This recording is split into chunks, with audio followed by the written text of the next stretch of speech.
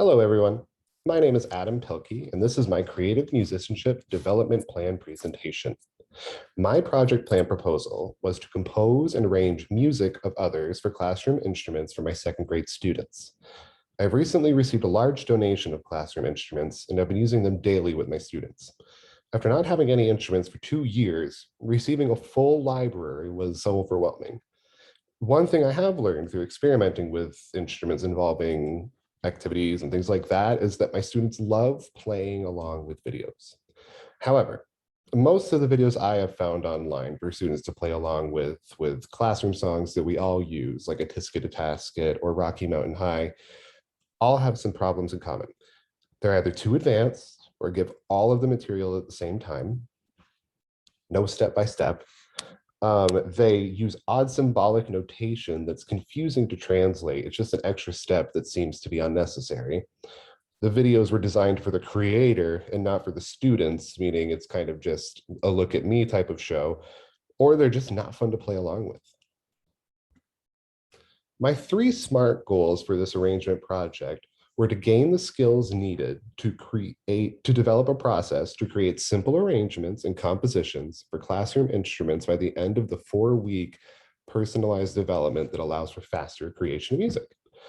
I wanted to achieve the knowledge to use proper scaffolding so that classroom instrumental performances are educational and aesthetically pleasing by arranging or composing music with a specific purpose, and to be able to gain the skills to teach a lesson involving classroom instruments without the process of teaching one piece of music taking up the entire 45 minutes of class time. The process began with researching YouTube and trying to find commonalities between arrangements that I enjoy using. The most common aspects that worked well for my students were simplicity, meaning no odd symbols or too much clutter, a bouncing ball function that helps students stay with the music, and reminders for the lyrics. I created a rough draft on a whiteboard of A Tisket a Tasket where I could move the symbols around the board to arrange the music so students found it easiest to play along. I used this rough draft as a way to see how I could develop a video digitally in the most student-friendly way. Once students were comfortable with the lyrics and the rhythms, they began changing the instruments around and replacing quarter notes with eighth notes and so on. The board ended up being a great way for students to improvise and arrange. My next sessions were about laying out a digital version of A Tisket a Tasket. I was still researching what kind of platform I was going to create the videos on, so I decided to start with what I know, which is Google Slides. I began the video with the words and some images to help. So after you get through each line, you click and it pops up a reminder, the basket, the letters, dropping it, and the little boy picking it up. I wanted to keep all my arrangements step by step, so after that, I added in the notes. This is where I lost some time though, because I had to do too much clicking and I couldn't fully engage with the students. So because of that, I wanted to design something that had less clicking. So for each of these notes, I had to click. So that's kind of time consuming when you're trying to teach kids how to hold rhythm sticks and how to sit properly and when to play and what notes we're saying. It was just too much going on at once. But the next phase with the instruments added in, they thought that was really cool because they knew where they could play. So the students responded well, but there was too much time for me on the video. After A Tisket a Tasket and doing some more researching, I found a website called Movely. The software is very similar to others like GarageBand, and it is very intuitive. I only had to watch a few tutorials before I could start creating. You can create separate folders for each of the slides to keep the format uncluttered. And the drag and drop way you can pull things from your libraries down and add images and sound clips is super easy.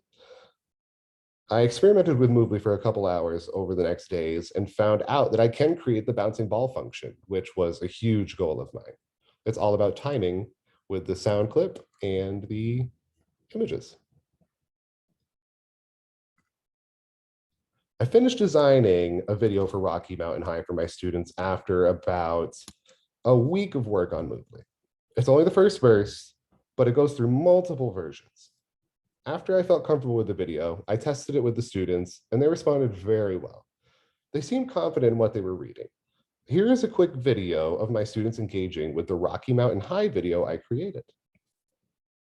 In order to keep the presentation within time limits, the full Rocky Mountain High video will be attached in the comments for this post.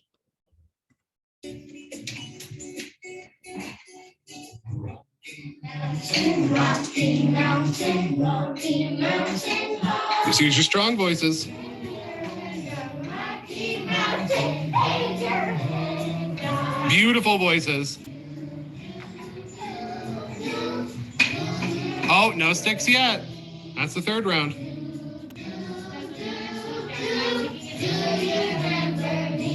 All right, now we're gonna say the note names. Ta's, TT's, and To's. Ready? Don't play yet.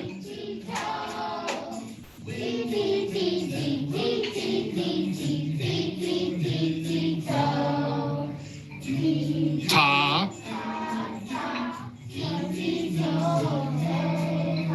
Ta. Now we're gonna play. One, get ready. Play and say the note lengths. Here we go. T, T, T, T, T, T, T, T, toe.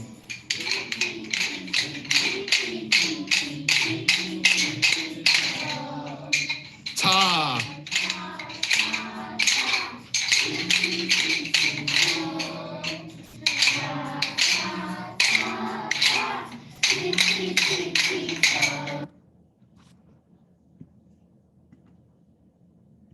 As I assess myself,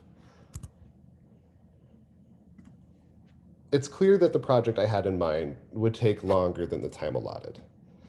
4 weeks wasn't enough to learn the software, to understand the formats, and I didn't get to create an actual arrangement aspect of the video because I took so long learning how to just recreate the words and songs that were already present.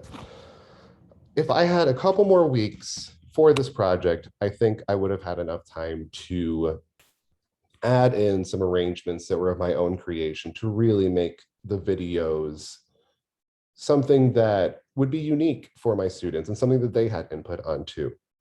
This is more of a long-term project that I plan to keep developing so that I am actually making arrangements of the songs.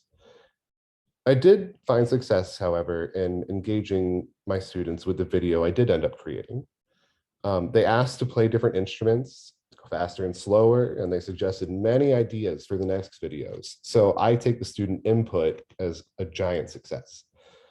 If I keep using student input when designing arrangements, I will get more engagement since they have some creative control over what they are learning. My next steps are to keep developing videos and to actually create arrangements once I am more comfortable within the programming software.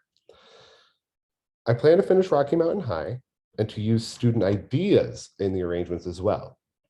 I would like to create a library of videos that fit the needs of my students so that they can be fully engaged in the classroom and can access the videos at home as well.